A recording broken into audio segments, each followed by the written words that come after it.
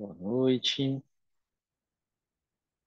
Voltamos para a nossa leitura do livro Pranayama, de Swami Kuvalayananda, que foi interrompida na semana passada pela leitura da Lala, né? Essa leitura de Lala que a gente tem 4 encontros, mais ou menos um por mês. Esse mês temos dois, então teve na primeira semana e teremos na última também. E então temos hoje e dia 17, a próxima semana, para dar conta, né, do que a gente for ler dentro do livro Pranayama, de Swami Kuvalayananda. Vou compartilhar aqui a tela de onde estávamos.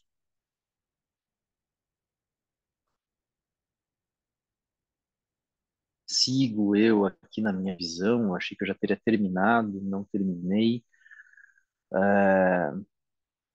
Parece que sempre aparece uma coisa nova e aparece mesmo. E aí a gente estava num capítulo que chama assim, Aspectos Gerais do Pranayama.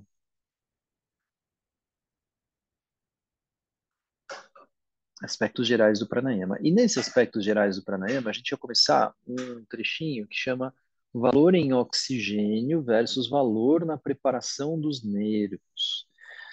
E, bom, esse termo preparação dos nervos, né? A gente comentou na semana retrasada, um termo um pouco antiquado, uma forma, né, que não se usa exatamente assim para falar, mas de qualquer maneira está ligado a, ao sistema nervoso, né, uma certa assim condição, uma preparação mesmo, uma prática que envolve o sistema nervoso. Como é que se pratica com o sistema nervoso, né? Isso acho que é uma questão. Como é que se prepara o sistema nervoso? E o que prepara o sistema nervoso, de fato, é uma prática onde a gente vai encontrando os nossos limites, as nossas capacidades, pouco a pouco. Então, o que prepara o sistema nervoso é a gente, de alguma maneira, assim, eu vou usar essa palavra, mas talvez ela não seja a melhor, mas é suportar, né? Suportar respirações profundas, respirações lentas, suportar a pausa, mas não suportar como quem fica aguentando aquilo. Suportar, assim, como quem está bem naquele momento, né? É um desenvolvimento. Por isso é uma prática, por isso é uma preparação. Então, é a própria prática respiratória, é a própria prática respiratória feita de acordo com os cuidados que a gente vem reforçando, feita de acordo com a forma tradicional, né, que vai, aos poucos, produzindo essa espécie de preparação do sistema nervoso. Por que que a preparação do sistema nervoso é tão importante? Porque não tem outro motivo, né, para se fazer pranayama, a não ser para se encontrar certos estados de consciência, a não ser para se deparar com alterações na forma cotidiana com a qual a gente utiliza a nossa mente e a nossa consciência. E aí a gente nem sempre está assim muito preparados para isso, né? Preparados para ficar um tempo sentados. E às vezes não é nem a postura, não é nem a posição das pernas, não é nem a coluna que cansa. O que cansa é a nossa paciência, né? Às vezes é isso que acontece. Então, eu não tenho paciência de ficar meia hora ali sentado fazendo uma respiração. Tá bom? Então vamos aos poucos. Esse é o sentido da preparação dos nervos ou do sistema nervoso, né? Eu não sei, começo a fazer expirações muito longas, isso me dá ansiedade. Tá, calma então, né? Vamos encontrar qual é a medida então dessa expiração. Eu começo a fazer pausas e isso me dá assim, eu fico afobado, né? É disso que a gente está falando. Então, isso começa a envolver efeitos emocionais, né? Efeitos emocionais que surgem durante a prática. não são só sensações, nesse sentido assim, que a gente reforça muito durante as nossas práticas, né? Sensações nesse sentido, o que eu sinto quando o toque do ar, ou as pressões, ou os movimentos, ou os fluxos. Isso são sensações. Mas isso também pode envolver algo assim do tipo dos sentimentos. Me sinto angustiado, me sinto afobado, me sinto ansioso, me sinto, né, de formas assim que talvez seja importante considerar isso, né, quanto a prática é feita.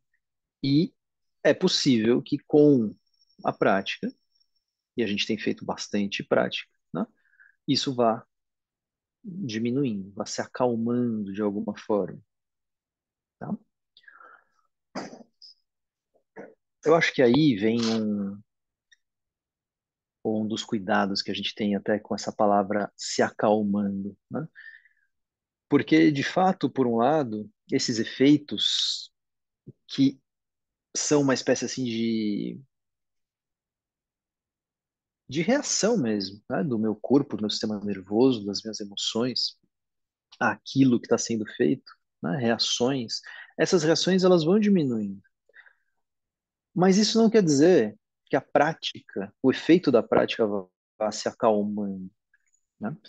Isso não quer dizer que o efeito da prática vai ficando menos, ah, não só menos potente, mas ele também não vai ficando menos transformador. Eu não vou me acomodando a eles, tá? Então, isso que surge como uma espécie assim de tranquilidade enquanto se faz a prática, não deve ser compreendida como uma redução da intensidade com que a prática é feita. Bom, vamos ler aqui o que ele nos diz. O ocidental, nós, encara a prática de respiração profunda majoritariamente do ponto de vista de seu valor em oxigênio. Por que ele fala do ocidental desse jeito? Naquela época, esse livro foi escrito na década de 30, depois ele passou por outras revisões até a década de 60, quando morreu Swami Kuvalayananda, mas ele foi escrito em 1930. O que faziam os ocidentais na década de 30? Muito pouco relacionado ao yoga mesmo, tá? Então, os ocidentais, na década de 30, não estavam praticando yoga como estão hoje, não conheciam, não, nem sequer, assim, tinham um interesse, né? O yoga, lembrando, na década de 20, na década de 30, ainda era uma coisa, assim, pouco atrativa, não era bem vista, era uma prática, assim, de gente estranha. É, é. Então, o que os ocidentais faziam, né, nessas práticas de respiração profunda? Era uma espécie de ginástica respiratória. Então, as ginásticas estavam muito em moda, as ginásticas estavam muito populares, as ginásticas pareciam ser coisas assim, bem vistas, traziam saúde, traziam corpos belos, traziam força, traziam esse. Isso que começou a se criar como um ideal, né? O yoga não, o yoga estava bem longe, depois, muito depois. E aí o que explica bem isso é o livro Yoga Body, né? Como é que o yoga passa a ser o ideal de saúde e beleza das pessoas? Ele não era. Virou em algum momento. Então, quem já está com o livro vai descobrindo isso. Em algum momento a gente faz essa leitura juntos também. Então, eles estavam fazendo ginásticas. Tanto é que é interessante, mas o próprio professor Shimada, quando ele começa a ensinar yoga, entre aspas, no Brasil, e ele vai ser convidado, ele começa a também ficar famoso, né, o professor Shimada. Ele vai ensinar na televisão, na TV Tupi. Ele é convidado para falar sobre isso em empresas. E, em geral, ele chamava isso de ginástica respiratória. Ele não chamava de yoga. Yoga não era um objeto de desejo, né? Então, ele chamava de ginástica respiratória, uma ginástica que tem um grande valor na saúde, na vitalidade, no bem-estar.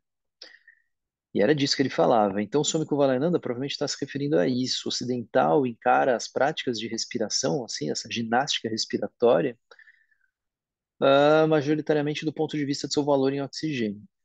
Ele aprecia esses exercícios, principalmente porque eles lhe conferem uma maior quantidade de oxigênio para a vitalização de seu sistema.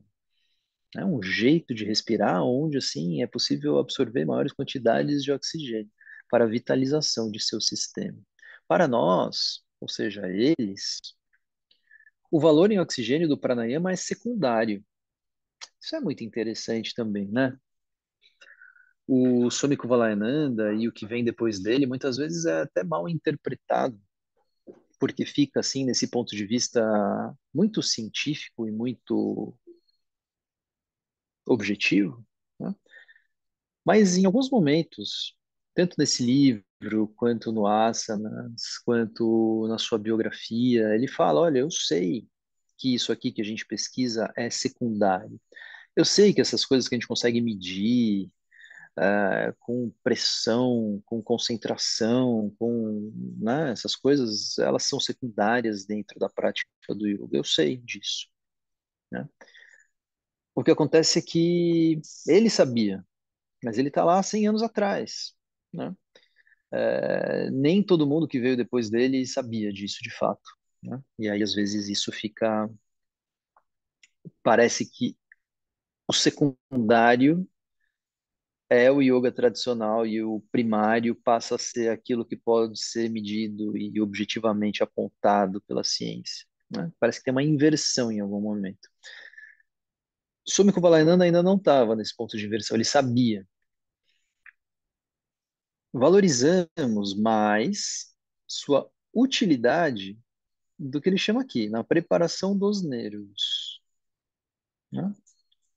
Preparação dos nervos. Afirmamos isto não apenas para o praticante que visa os aspectos espirituais, mas também para aquele que visa os aspectos físicos. Ele sempre separa nesse livro, né? Quem busca aspectos espirituais e quem busca aspectos físicos. É curioso isso. Ele está falando com os dois tipos de pessoas. Ele fala: olha, se você quer saúde, vem fazer essas práticas e olha por esse ponto de vista dos aspectos físicos. Se você quer, assim, experiências meditativas, consciência extra cotidiana, experiências espirituais, você vai ter que fazer um pouco mais, né? Você vai ter que fazer as práticas de uma forma um pouco mais prolongada, um pouco mais intensa. Mas ele vai colocando esse contraponto o tempo inteiro. Mantenhamos em mente, entretanto, que não deixaremos de dar atenção ao valor em oxigênio. Legal, tá? Então ele fala sobre esse valor em oxigênio, ele vai retomar sobre isso depois, mais para o final do livro. Aí ele entra em alguns aspectos, que a gente não vai ficar assim muito, muito presos a isso, mas é interessante porque isso aparece em todos os textos tradicionais. Qual é o local que um praticante deveria escolher? O aspirante que toma o yoga para, seja para fins espirituais ou fins físicos, deverá praticar o pranayama em um local bem ventilado, né? Então, assim, não é um lugar fechado, não é um lugar abafado, não é um lugar assim como uma sauna de hot yoga, né? Ele não deveria, contudo, ficar exposto à forte corrente de ar. Não bem ventilado, mas sem uma forte corrente de ar. É extremamente saudável a prática de pranayama ao ar livre. O praticante que visa os aspectos espirituais deveria procurar evitar todos os fatores perturbadores. Em seu caso, a concentração é extremamente necessária. Daí ser desejável que ele escolha um aposento bem ventilado que seja livre de mosquitos, em que se possa, em que ele possa se isolar. Até mesmo a possibilidade de vir a ser perturbado atrapalha a concentração perfeita, né? Então, olha só, até mesmo a possibilidade de vir a ser perturbado. Isso é uma coisa que eu reconheço bem em mim, assim. Se eu estou num lugar que eu sei que alguém pode vir falar alguma coisa, ou que eu sei que algo pode, né, acontecer já causa uma perturbação. Então, assim, um lugar que você sabe que ninguém vai te perturbar, ou nada. Se ele puder reservar um aposento para seu trabalho e ali montar uma atmosfera espiritualizada, isso lhe será de grande ajuda.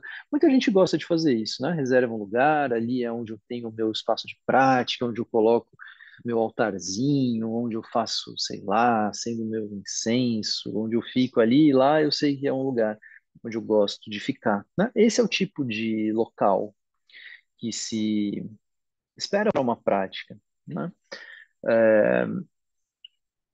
Então é interessante, se você tiver essa possibilidade de ter um lugar onde você assim repete, né? Usa aquele lugar assim quase sempre, né? Não precisa ser sempre, não precisamos ficar também presos a isso. Mas se você tem um lugar que seja adequado, que seja bom, né? Usa esse lugar. O assento é estranho. O assento é estranho. A gente vai passar também rapidamente por ele. Mas é interessante ver o que está escrito, porque isso não é uma invenção de Swami Kuvalayananda, mas isso está nos textos tradicionais. E Swami Kuvalayananda ainda vem disso, né? Talvez a gente não encontre mais ninguém fazendo, ou quase ninguém, fazendo uso desse tipo de assento.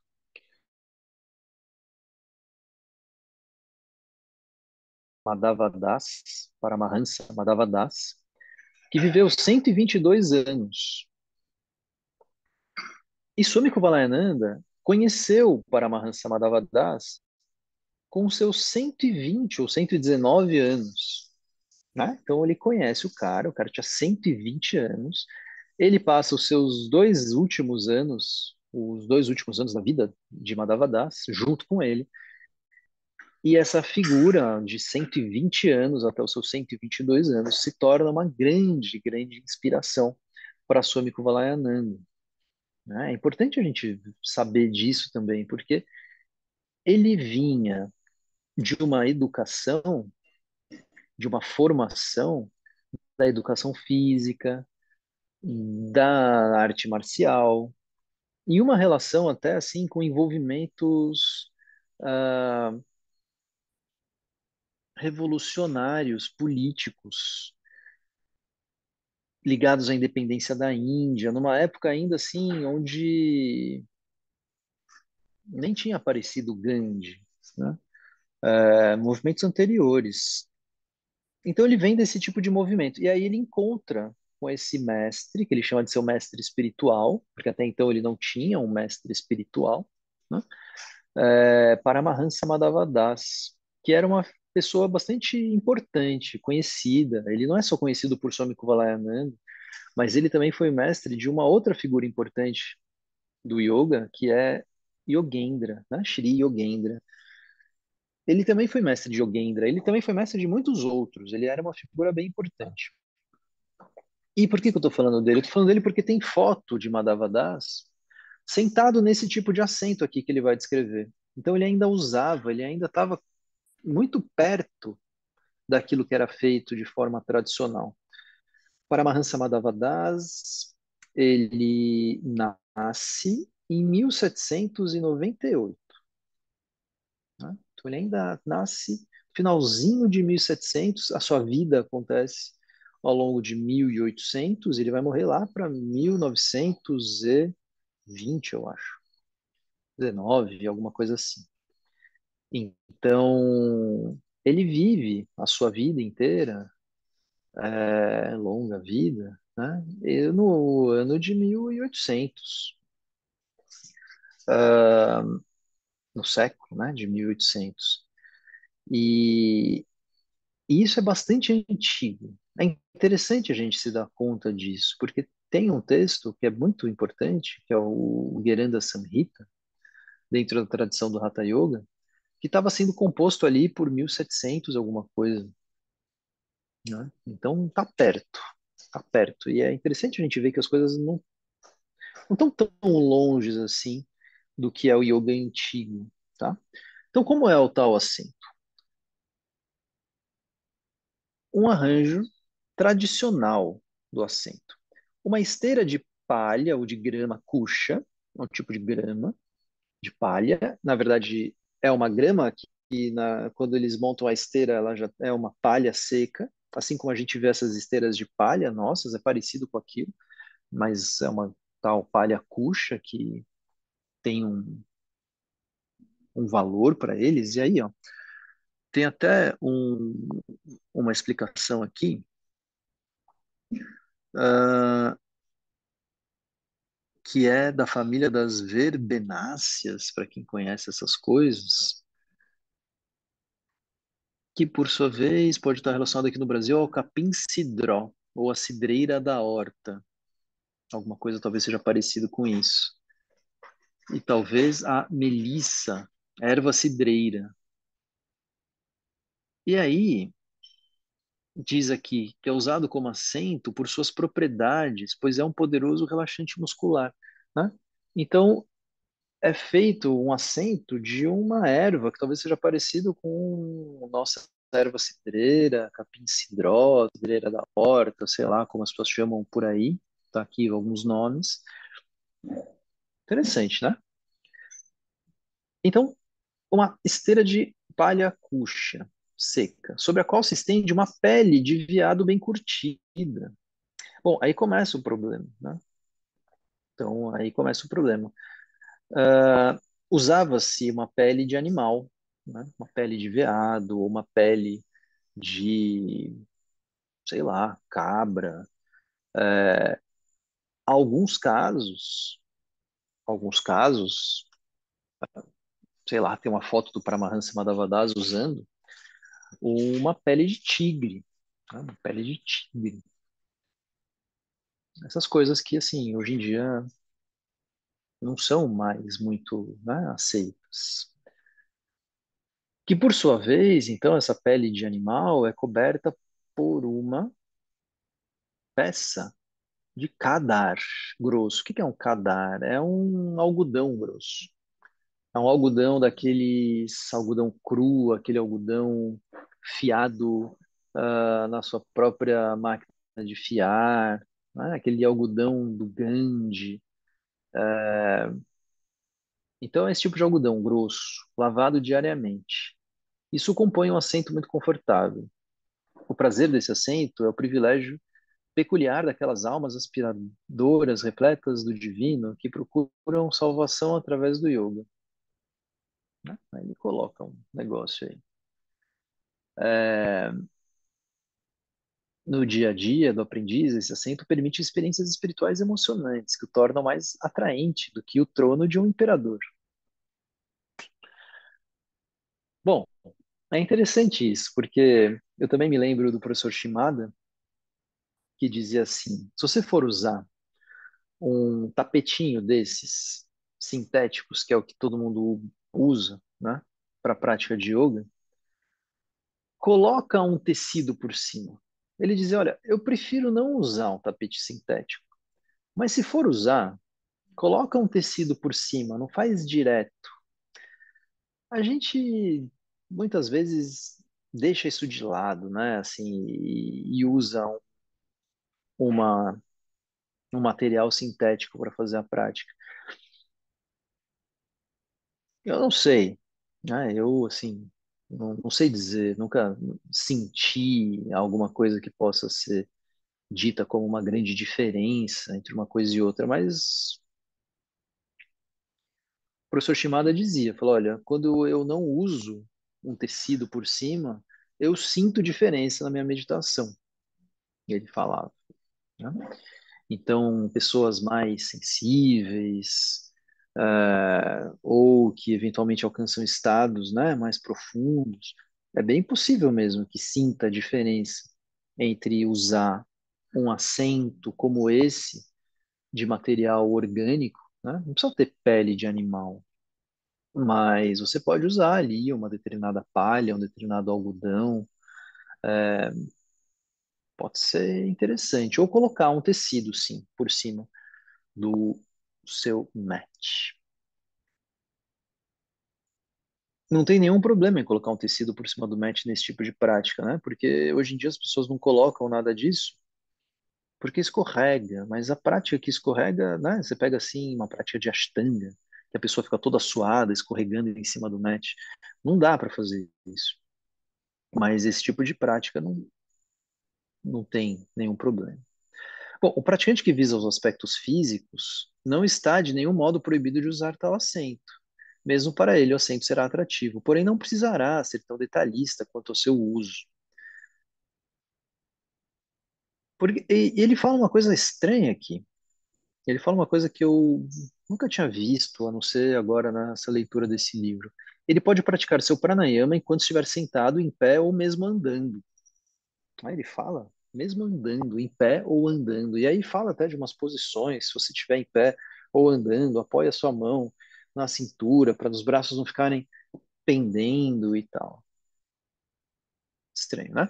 Resolvemos apresentar nessa parte do livro a técnica do Ujjayi com o intuito de proporcionar ao praticante que visa os aspectos físicos uma oportunidade de praticar o pranayama mesmo durante a caminhada, sem contrariarmos as regras tradicionais do pranayama. Não sei, não sei. Acho um pouco estranho, mas tá bom. É, esse é o único tipo de pranayama que o Yoga Shastra permite realizar mesmo enquanto caminhamos. É por essa razão que ensinamos o Jai para todo indivíduo que nos procura para instrução yógica, seja ela para o seu corpo ou para a sua mente, né? Então ele fala isso, ó, você pode praticar pranayama em pé, você pode praticar andando, o Ujjayi, né, principalmente esse pranayama que ele recomenda. O Ujjayi sem ficar... Porque tem o Ujjayi descrito onde se tampa uma narina na hora de soltar o ar. Seria uma simplificação do Ujjayi. Bom, mas isso é legal, porque assim, isso reforça essa nossa ideia, né, que eu falo bastante sobre. Adota uma posição confortável. Você pode fazer sentado na cadeira, né? Essas adaptações, elas são válidas. E se a gente vai fazer pranayama 3 vezes por dia, talvez seja bom sentar numa cadeira algumas vezes. Bom, a posição, olha só. Caso o praticante que visa os aspectos físicos prefira praticar pranayama enquanto caminha, ele não precisa se preocupar com nenhuma questão sobre posição. Mesmo se escolher a prática do pranayama em pé, a questão do asana não o afeta. Ele deveria, contudo, permanecer ereto e descansar suas mãos em seus ossos ilíacos. É o que ele está falando, descansar as mãos aqui, para os braços não ficarem pendentes, pendurados. Ele fala isso em um certo momento. Quando os braços estão pendurados, mesmo na postura sentada, né, deixar os braços muito pendurados faz com que isso puxe os ombros para baixo e dificulte o momento da inspiração profunda. Detalhista, né? Detalhista. Então, melhor deixar, se você estiver sentado, as mãos apoiadas nos joelhos ou nas coxas, de forma que os braços não fiquem pendentes, mas que eles tenham uma certa estrutura, um certo apoio. A mesma coisa quando está em pé, para apoiar as mãos nas cristas ilíacas, que é basicamente esses ossos do quadril, que é mais ou menos como a gente faz quando diz pôr a mão na cintura. Ah, se for realizar os exercícios pranayâmicos sentado, ele deverá assumir uma posição bem ereta e descansar suas mãos em seus joelhos. Não é necessário assumir nenhuma das posições iógicas. O que é uma das posições iógicas? É a postura de lótus, ele está falando daquelas tradicionais, né? A postura de lótus ou siddhasana, alguma dessas posturas descritas. Ele fala aqui no livro principalmente siddhasana e padmasana. Padmasana é a postura de lótus. Siddhasana é a postura onde as pernas não se cruzam exatamente, mas fica um calcanhar perto do períneo e o outro pé à frente desse, né? E os tornozelos alinhados ou os calcanhares alinhados. Então as pernas não se cruzam. Essa em geral também é uma das posições recomendadas. É, mas não precisa ser nenhuma dessas. Sendo uma posição ereta e descansando as mãos nos joelhos, tá bom. O praticante que visa os aspectos espirituais sentará sempre em uma das posturas meditativas descritas no último capítulo. Uma dessas, provavelmente. né? Padmasana, Siddhasana. E essas posturas, elas têm, além, ah, elas têm, além do elemento assim que define a sua posição de pernas, né, e tronco, elas têm várias particularidades. Então, onde você posiciona seu olho, como você posiciona seu queixo, onde você posiciona suas mãos, isso faz parte da postura. É interessante. A Aline faz um comentário aqui. Tenho ficado ultimamente com dormência nas pernas, formigamento. Agora entendi e preciso variar, né? E a minha própria experiência era de sempre, ou eu preferia, né, e acabava quase sempre usando, a meia postura de lótus, colocando também quase sempre o pé esquerdo por cima da coxa direita. Essa era a forma, inclusive a forma que eu estou agora, mas era a forma que eu preferia fazer minhas práticas. E, em geral, elas dormiam também, ficavam dormentes depois de talvez 15, 20 minutos, né? Isso começava a ficar dormente.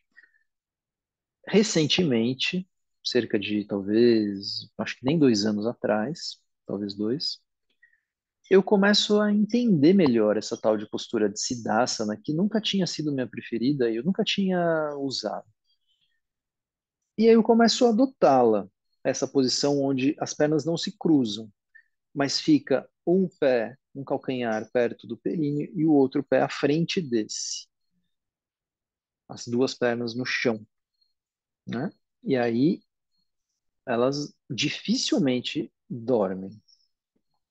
Eu acho que vale experimentar, tá? Mesmo que não seja assim a mais confortável no início, às vezes vale insistir um pouco, porque a gente precisa passar por um período de adaptação para que uma postura de fato seja confortável, tá? Então, eu recomendo usar o Siddhasana ou testar o Siddhasana ou usar adaptações, né? Os adaptações também são sempre bem-vindas, cadeira e etc. Nunca poderemos exagerar a importância do asana no processo de sua evolução. As principais posturas meditativas são Siddha, Padma, Swastika e Sama. São as posturas apresentadas nesses textos: Siddhasana, Padmasana, Swastikasana e Samasana. Destas, recomendamos especialmente a primeira e a terceira a nossos leitores. Ah, é mesmo? A primeira e a terceira? Tá bom. Ambos estes asanas têm um valor espiritual especial. A Joseida tem feito essa postura, acho que é o Siddhasana. Ah, eu também, eu acho que o Siddhasana é uma postura que tem assim se mostrado bem, bem boa.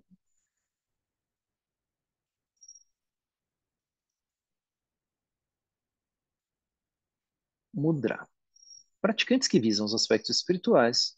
Ele fala de mudra aqui, ele está dizendo mudra de mão, né? Adotar o Jnana Mudra.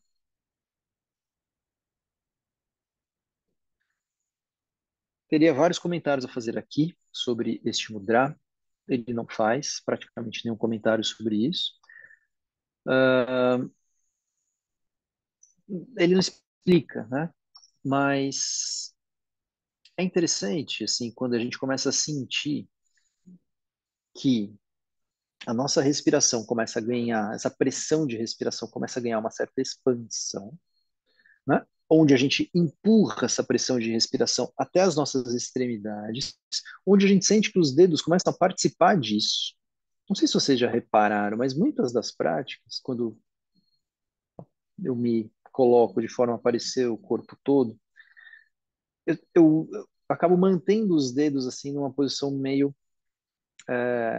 como retesada, sabe? Não deixo os dedos completamente relaxados, não deixo as mãos fechadas, também não faço mudra, poderia até fazer, mas os dedos eles ficam numa posição como se fosse aquilo que eu uso de vez em quando, aquela expressão chinesa, né, da força de tendão, como se estivesse mandando uma espécie de força mesmo, até as pontas dos dedos, porque eles estão participando da postura.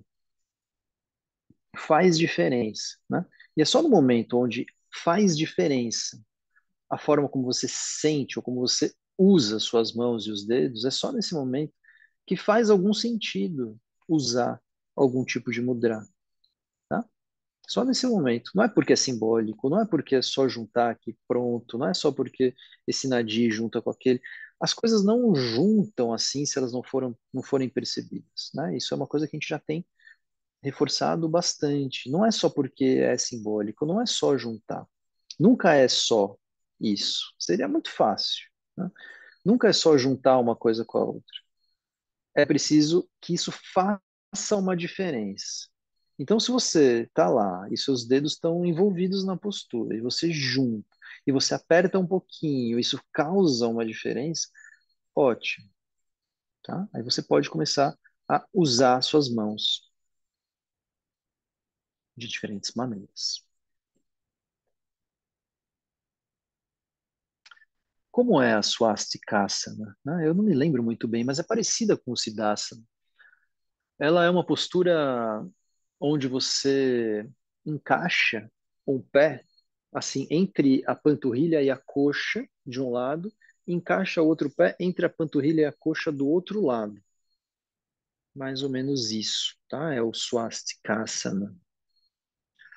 Lembrando que essa suástica indiana não tem nada a ver com a suástica do Hitler, tá? Bom, na verdade tem. O Hitler usa esse símbolo antigo indiano para fazer disso o seu símbolo. Só que ele inverte, ele coloca a suástica ao contrário. A suástica indiana, ela é, ela é para o outro lado. E aí o Hitler inverte esse símbolo e coloca ele no outro sentido. Não sei se deu uma travada agora.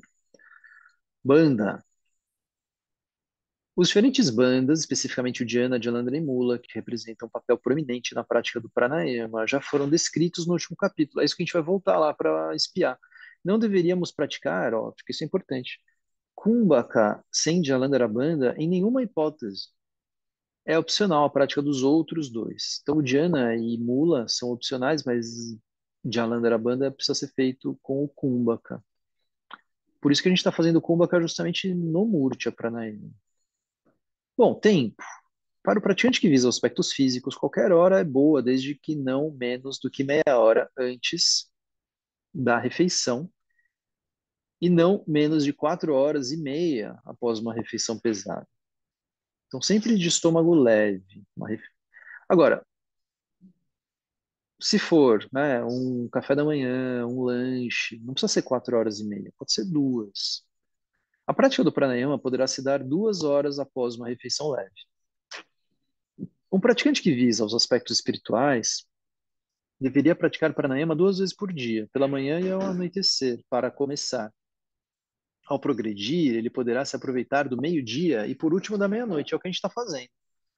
Não sei se a gente vai aproveitar da meia-noite ao momento. Talvez não, né? Mas a gente está experimentando. Esse do meio-dia. Toda vez ele deve certificar de estar com o estômago completamente leve antes de iniciar o pranayama. Alguém escreveu aí, né, que almoçou antes da prática do meio-dia. Não, não, não, não. Suas refeições devem ser sempre moderadas. Um plano de refeição única, olha só, isso é uma outra realidade, né? Um plano de refeição única é o melhor para ele, para essa pessoa que está muito envolvida na sua prática de pranayama. Deve deixar transcorrer 6 horas entre sua última refeição e suas práticas, né? 6 horas, se esse praticante de que está buscando valores espirituais. Mesmo após tomar uma quantidade moderada de leite, ele não deve iniciar sua prática antes de 2 horas. Bom, o leite é um alimento bastante recomendado dentro dos textos antigos. Continua sendo recomendado por Swami Kuvalayananda, leite, ghee, né? Até creme de leite aparece escrito em um certo momento. Creme de leite provavelmente não é o nosso creme de leite. Na verdade, eu preciso até checar como está escrito isso no inglês, mas em geral é o que chamam de buttermilk, né? Buttermilk é um iogurte batido e diluído. Então eu não sei, tem uma tradução aqui escrito creme de leite que eu achei um pouco estranho. Enfim, existe uma tendência, se a gente for falar ayurvedicamente, do pranayama agravar o dosha vata. Então, a dieta, ela deveria compensar isso. Ela deveria ser uma dieta um pouco mais, não vou chamar de pesada, né? Porque não é exatamente isso, mas é uma dieta um pouco mais gordurosa, um pouco mais densa. Não deveria ser assim saladas, né? Esse é o tipo de refeição que não combina muito com a prática do pranayama. Porque um pranayama feito em mais quantidade, em mais frequência, se alguém aqui está fazendo as três práticas do dia, ou pelo menos as duas práticas do dia, precisa usar azeite, se não for usar ghee, né? Usar arroz, né? Um arroz mais empapado, é uma refeição assim, bem iógica também. Raízes tipo inhame, batata doce, ótimo. Sim, pode, tá? Mas não coisas muito leves, não coisas muito secas. E isso é interessante. Então, assim, são coisas onde você não precisa comer muito, quantidade, né? Muita quantidade, que tem um alto valor energético. O dosha vata, ele resseca o corpo, então precisam ser coisas que hidratam o corpo, que nutrem, né? Esse é o tipo de alimentação que deveria ser acompanhado de uma prática de pranayama. Agora eu queria voltar, antes da gente terminar, eu queria passar pela leitura do Jalandhara Bandha, que ele faz lá no capítulo 2.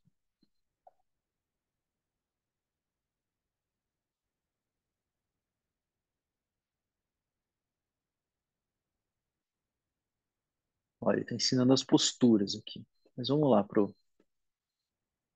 aqui, os bandas. Ele fala do Dhyana, depois ele fala do Jalandhara, cadê?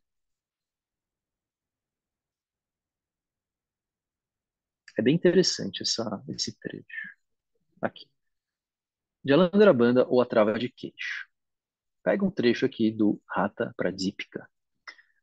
Ahn, Tradução desse trecho, sânscrito. Após contrair a garganta, a pessoa deveria travar firmemente o queixo no peito. O nome deste banda é Jalandhara.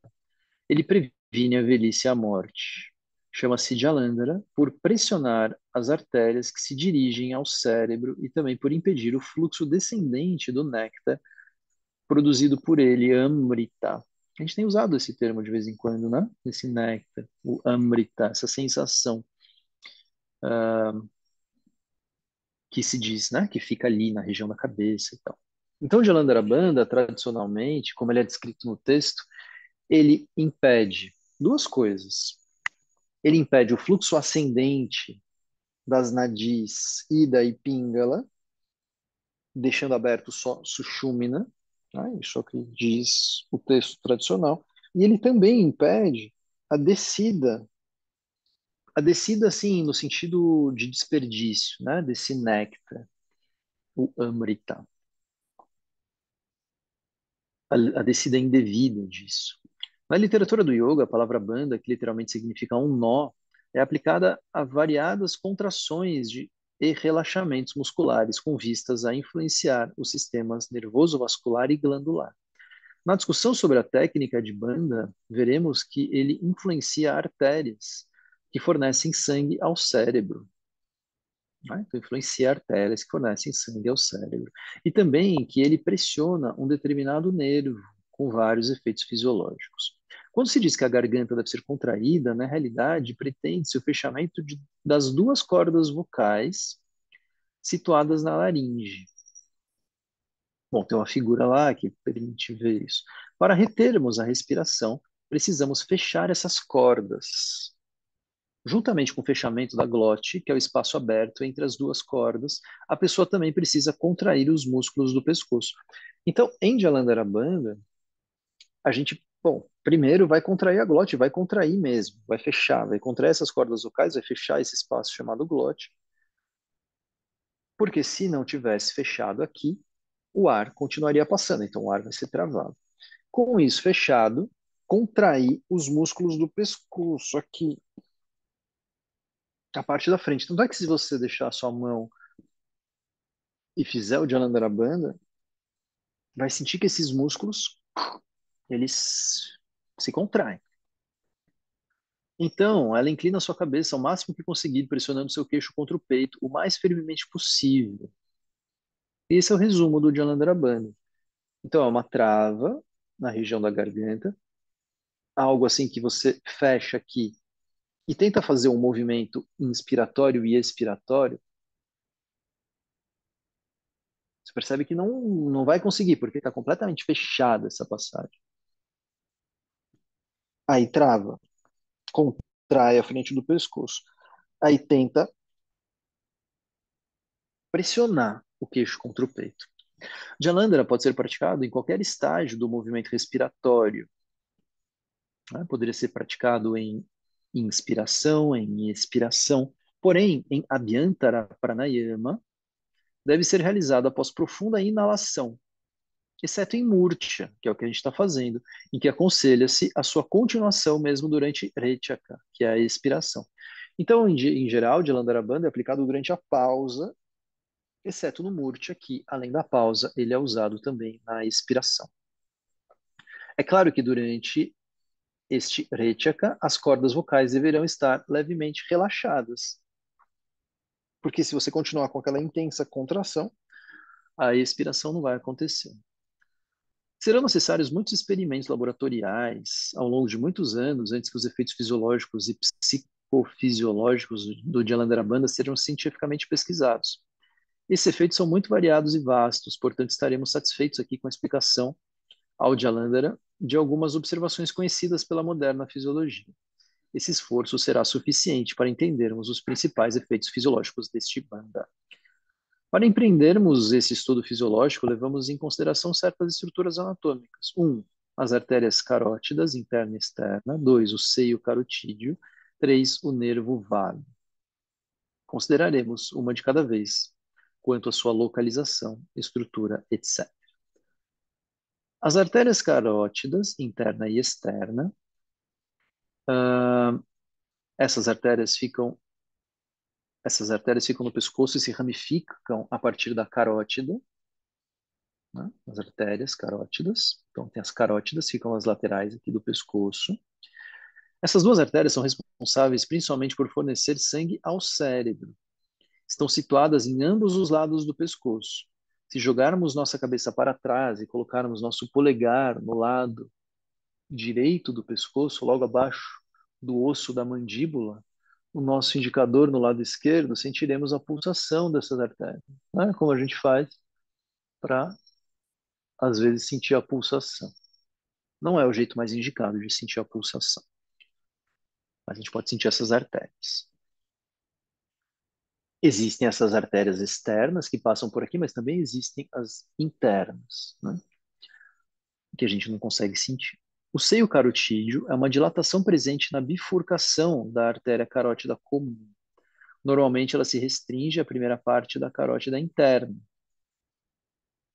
As paredes deste seio são tão finas que cedem facilmente à pressão aplicada nelas, tanto interna quanto externamente. Então, quando a gente faz essa pressão de Jalandhara, é exercida uma pressão nesse seio carotídeo, ou seja, é uma parte da artéria.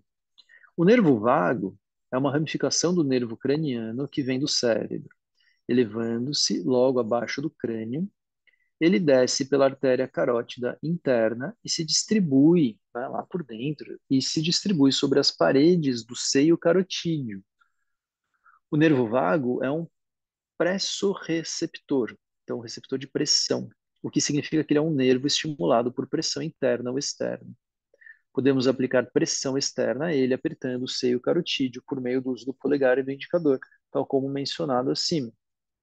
Após notarmos alguns aspectos anatômicos, estudaremos agora a fisiologia deste bando. Ao aplicarmos uma pressão externa ao seio carotídeo, estimulamos o nervo vago e os impulsos nervosos conduzidos ao cérebro provocam uma condição que não pode ser diferenciada do sono. De acordo com alguns fisiologistas, trata-se de uma indução no cérebro de uma espécie de transe. Essa estimulação também desacelera o coração, né? Então, isso é importante. Ao aplicarmos uma pressão externa ao seio carotídeo, estimula-se esse nervo. Bom, esse é um dos motivos pelo qual não se recomenda pegar a pulsação por aqui quando você faz um exercício e quer pegar a sua pulsação, porque você aperta o seio carotídeo e você cria essa estimulação, onde leva a um certo estado de desaceleração do coração no momento onde você acabou de fazer um exercício e precisa do seu coração ali acelerado, né? Não seria um problema se a gente pegasse a nossa pulsação por aqui, dentro de uma prática de pranayama. Mas no exercício não é indicado fazer isso. Então, um estado parecido com o sono, murcha, o pranayama que a gente está fazendo, tem esse nome justamente por causa de uma sensação de um certo entorpecimento.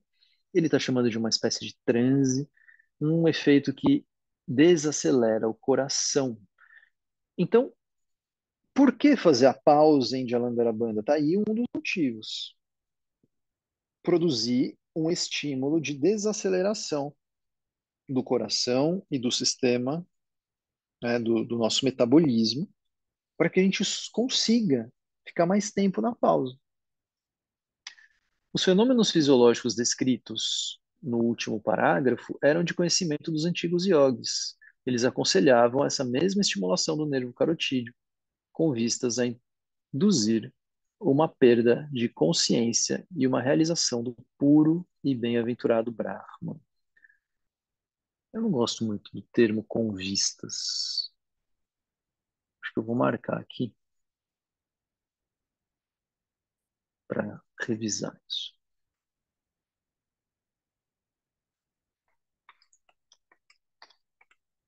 Não sei se vocês gostam do termo com vistas, mas eu acho um pouco estranho, né?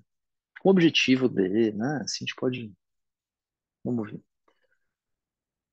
O nome que eles davam a esse nervo é Vijnana Nadi, ou seja, o nervo da consciência.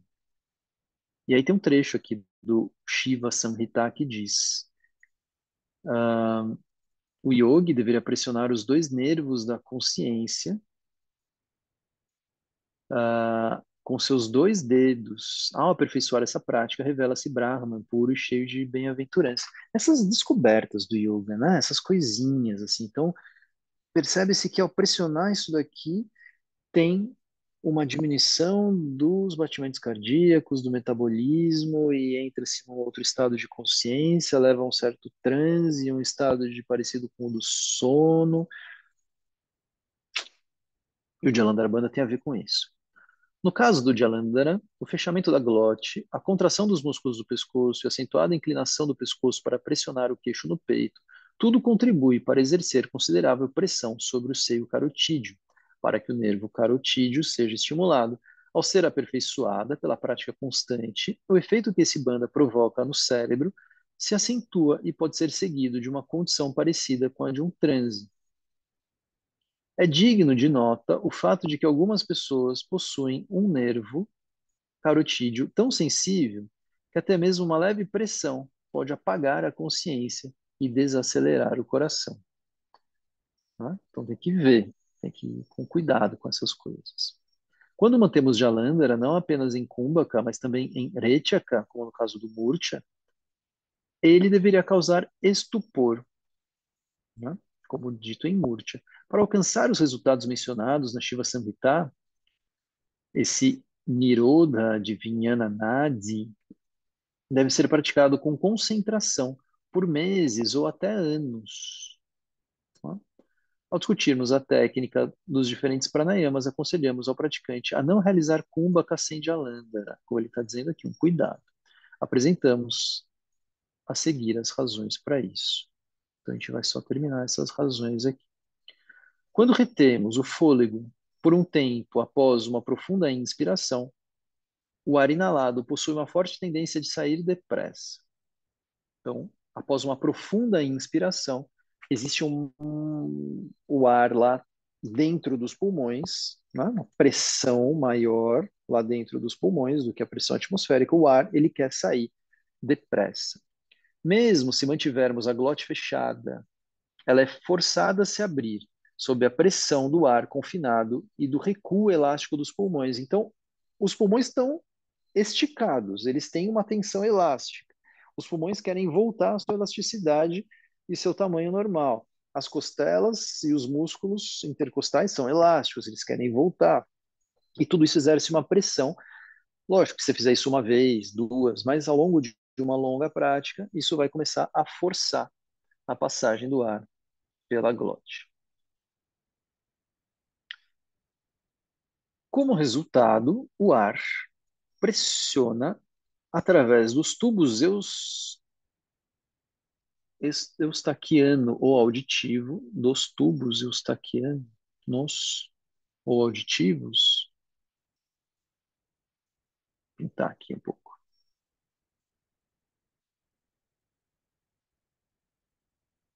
para revisar essa parte. Pressiona, então, através dos tubos eustaquianos ou auditivos, então tem uma relação com o ouvido, em direção ao ouvido interno, ocasionando vários transtornos, né? Então, se esse ar ele passa e ele vaza de certa forma, esse ar que está ali preso, mas isso começa a criar uma pressão para os ouvidos, isso é um problema. Esses tubos começam na faringe e levam ao ouvido interno. Comumente permanecem fechados, mas abrem-se devido à pressão do ar, caso a boca esteja fechada, como ocorre em geral durante o pranayama. Jalandhara previne o vazamento do ar por causa da contração de toda a garganta e da acentuada inclinação do pescoço, mesmo se as cordas vocais cederem, a glote se abrir. Por isso, não há dúvidas de que o fechamento da glote é a primeira defesa contra qualquer dano que possa ser causado ao ouvido, em virtude de Kumbhaka, e que Jalandhara Bandha atua como uma segunda defesa. É sempre desejável estarmos duas vezes protegidos, né? Então você fecha a sua glote, isso evita esse vazamento dessa pressão de ar para os ouvidos, mas você faz Jalandhara Bandha também, e isso também ajuda como uma segunda defesa. Em algum momento do livro, né, aparece uma terceira, que eu até comentei em aula um dia desses, que é uma espécie de um diva banda com a boca fechada, onde cola a língua na superfície do céu da boca, mas você leva o fundo da língua para trás, na direção da parede posterior lá da faringe, ou da laringe, não sei, da laringe. E fecha essa passagem com a língua, com o fundo da língua. Então você tem o fechamento da glote, você tem essa trava pela garganta e você tem essa trava pela língua. A respiração completamente travada e presa por isso. Interessante, né? Então isso vai ajudando a gente a ter detalhes de por que a gente faz. Eu acho que uma das coisas mais importantes disso é justamente a gente reconhecer, e aí a gente pode começar a tentar reconhecer isso nas práticas, né? Se quando eu faço Jalandhara Bandha, eu começo a sentir essa diminuição metabólica. Eu começo a sentir esse estado de um certo torpor, eu começo a sentir esse estado parecido com o sono. Eu começo a sentir que há uma redução dos batimentos cardíacos. E talvez isso me ajude, sentir isso pode me ajudar a permanecer na pausa de forma mais confortável, percebendo que eu não preciso respirar tanto, né? Tem uma diminuição do desejo respiratório. Muito bem, gente.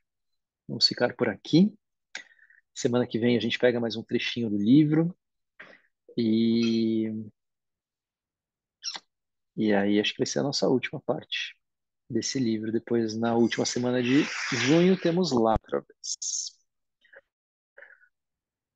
Boa noite, até amanhã. Obrigado pela companhia. Beijos.